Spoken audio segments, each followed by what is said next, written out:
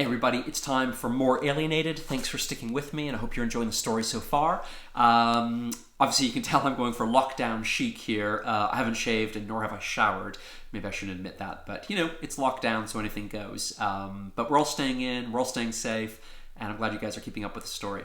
So today's shout out goes to 4 very special people who have been listening along, watching these videos in Mr. Curtis's class, and that is Tom, Dawn, Finn, and Jenna.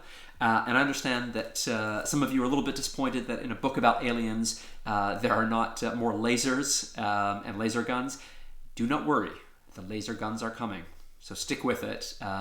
It's a big ending, so stick with it. All right, guys, listen, chapter 27. This is called Second Chance at a Second Chance.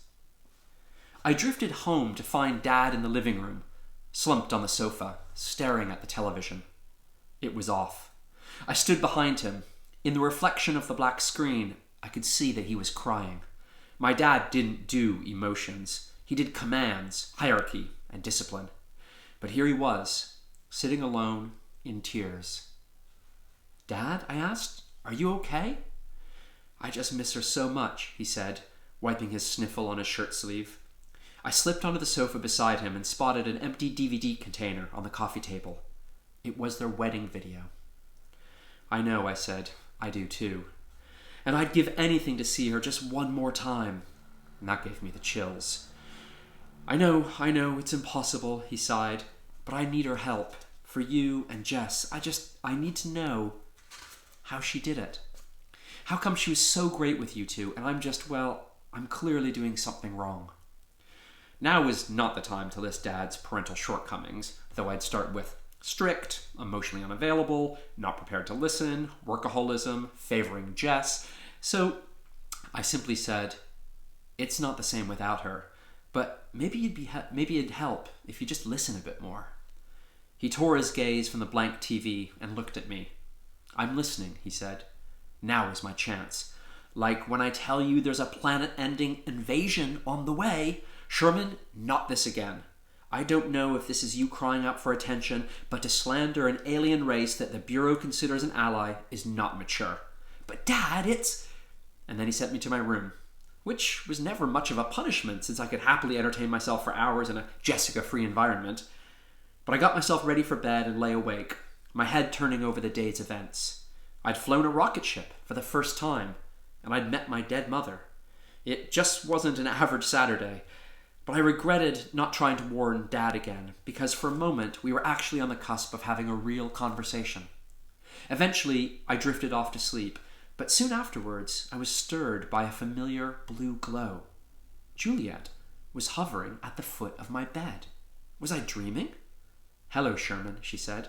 "I like your rocket collection." She was admiring the display of Saturn models on my bookshelf. They were in order of mission, of course. "What are you doing here?" "I came to apologize for tonight." No, I should apologize about the drive-in first," I said. "There's no need. Ned told me everything." "What? What did he say?" "He explained that you were embarrassed to be seen with me," she said. "I was hurt, and it would have been nice if you had been able to tell me in person, but I understand." "Ned lied," I said. "I couldn't believe someone so omnipotent couldn't see the obvious." "Deities don't lie." "This one does. He's dead wrong," I said, and then I took a deep breath. This was my chance. "I like seeing you, and being seen with you, in fact. I love it. Juliet, you've turned drama from my least favorite subject to my most favorite subject. You literally brighten my day when I see you, and I don't just mean your glow." "Really?" "Yes, really. I didn't strand you at the drive-in on purpose. I was jumped at the snack bar and thrown into a garbage container. You were playing sports instead of being with me." No, getting trashed is not a sport. Well, not that I know of. It's just stupid bullying that happens everywhere, and it ruined our date. But I like you so much that I'm risking life in a Russian gulag by racing in the rocket trials tomorrow just to get you to notice me." "I do notice you, Sherman," she said. "That's why I was so hurt." "I'm sorry," I said, and I explained about Germany and my rocket and the threat of being extradited to Russia. "Are you scared of breaking the rules?" she asked. "I figure it's worth it," I said. "Okay, I'll be there to cheer you on," she said. "I'm glad we're friends again, Sherman." And she dematerialized, leaving that one heartbreaking word hanging in the air. Friends. Uh-oh. Now I was stranded in the friend zone. Okay, that's chapter 27. It's a fairly short one. Come back on Monday. Today's Friday as I'm recording this. I'm going to take the weekend and hang out with my family, but I hope you're hanging out with yours and staying in and staying safe, and we'll pick up again on Monday. Take care, everybody.